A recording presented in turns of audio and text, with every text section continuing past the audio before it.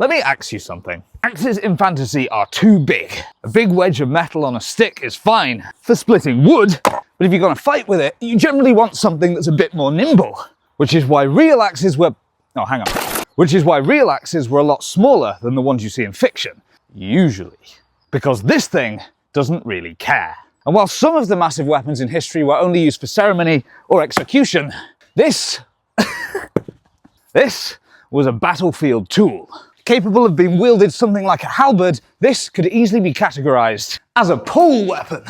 And because its blade is mounted at 2 separate points and is a lot thinner than you might think, it's a lot more nimble than it looks for its size.